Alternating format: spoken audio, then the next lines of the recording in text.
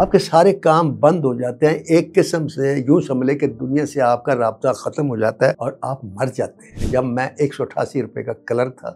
لاہور کی سڑکوں پر پیدل گھومتا تھا، لالا جی کو انڈسٹری کے لوگوں کی بے وفائی اور بے رخی سے نفرت ہوئی کہ میں جب مروں تو انڈسٹری کے کسی آدمی کو اطلاع نہ دی جائے، نہ کوئی انڈسٹری کا آدمی میرے جنازے کو کندھا دے۔ سورج غروب ہو جاتا ہے، یہ آپ کی موت ہے، آپ کی زندگی ختم ہوتی ہے۔ بسم اللہ الرحمن الرحیم۔ میرے پیارے سامنے اور میرے معزز ناظرین، میں نے کہیں پچھلی کسی پوڈ کاسٹ میں آپ سے وعدہ کیا تھا کہ میں آپ کو لالا سدھیر کی ایک بات بتاؤں گا کہ اس نے کیوں یہ کہہ دیا کہ میرے جنازے میں فلم انڈسٹری کا کوئی آدمی نہ آئے۔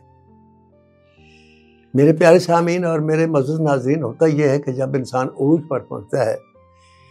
تو عروج کے اس زمانے میں انسان یہ بھول جاتا ہے کہ یہ وقت کبھی واپس بھی ہوگا، وقت کبھی ایک جیسا نہیں رہتا۔ اللہ تعالیٰ نے دن اور رات بنا کر یہ بتایا کہ اس میں نشانی ہے ان لوگوں کے لیے جو غور و فکر کرتے ہیں۔ اس میں کیا نشانی ہے؟ اس میں نشانی یہ ہے کہ جب رات آتی ہے آپ کے سارے کام تقریباً رک جاتے ہیں، آپ کو سونا ہوتا ہے، آپ تھک جاتے ہیں، آپ کے سارے کام بند ہو جاتے ہیں، ایک قسم سے یوں سمجھے کہ دنیا سے آپ کا رابطہ ختم ہو جاتا ہے، آپ سو جاتے ہیں اور آپ مر جاتے ہیں۔ نیند آدھی موت ہے۔ یہ اللہ تعالیٰ آپ کو انسان کو یہ بتاتا ہے کہ یہ دنیا جس کے لیے تو اتنا کام کر رہا تھا، ان میں سے اب کوئی بھی تیرے ساتھ اس بیڈ پر نہیں ہے، صرف تو ہے اور تیرے کپڑے ہیں، اور تو اتنا بے حس ہو چکا کہ تیرے ساتھ کچھ بھی کر لے یہ تجھے پتہ نہیں چلے گا۔ تو یہ اللہ تعالیٰ رات میں تاریکی میں انسان کو یہ سبق دیتا ہے کہ دنیا دل لگانے کی جگہ نہیں ہے، اسے تم نے چھوڑ کے جانا ہے اور خالی ہاتھ جانا ہے، جیسے بیڈ پر خالی ہاتھ سوتے ہو،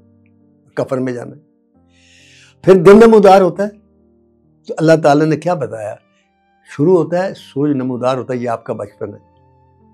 یہ آپ کا بھی بچپن ہے، یہ آپ کے حالات کا بھی بچپن ہے۔ آپ سورج اوپر آتا دیکھیں گے، وہ چوٹی پر پہنچے گا، یہ آپ کی جوانی ہے، اور جوانی کے ساتھ آپ کا جو زندگی کا کام جو بھی آپ کا مشن ہے یہ اس کی بھی جوانی ہے۔ اگر آپ کوئی عہدیدار ہیں تو آپ ترقی کے عروج پر پہنچ چکے ہوں گے، اگر آپ رائٹر ہیں تو کہانی کے آپ کے اعتبار سے آپ عروج پر ہوں گے، اگر آپ ایکٹر ہیں تو آرٹسٹ کے حساب سے عروج پر ہوں گے۔ اس کے بعد پھر وہ سورج غروب ہونا شروع ہوتا ہے، ڈھلنا شروع ہو جاتا ہے۔ یہ آپ کی عمر جو آپ بڑھاپے کی طرف جا رہی، کمزوری کی طرف جا رہی، اور یہی آپ کے حالات کا، جو آپ ایکٹر ہیں، آپ بزنس مین ہیں، جو کچھ بھی ہیں، وہ بھی ادھر جاتا ہے۔ ایک وقت آتا ہے زوال کی طرف جاتا ہے، آمدنی میں گھاٹے آنا شروع ہو جاتے ہیں، حتیٰ کہ سورج غروب ہو جاتا ہے، یہ آپ کی موت ہے، آپ کی زندگی ختم ہوتی ہے۔ یہ اللہ تعالیٰ نے دن اور رات میں انسان کو یہ ساری باتیں سمجھائی ہیں۔ اب لالا سدھیر جو تھے وہ عروج کے زمانے پر تھے، تو وہ یہ بھول گئے کہ سورج نے ڈھلنا بھی ہے اور میں نے مرنا بھی ہے، کیونکہ اس وقت میں نے چونکہ عروج دیکھا ہے، اللہ کی رحمت سے آج بھی میں عروج پر ہوں، لیکن عروج کے زمانے میں بھی میں اپنی اس بیس کو نہیں بھولتا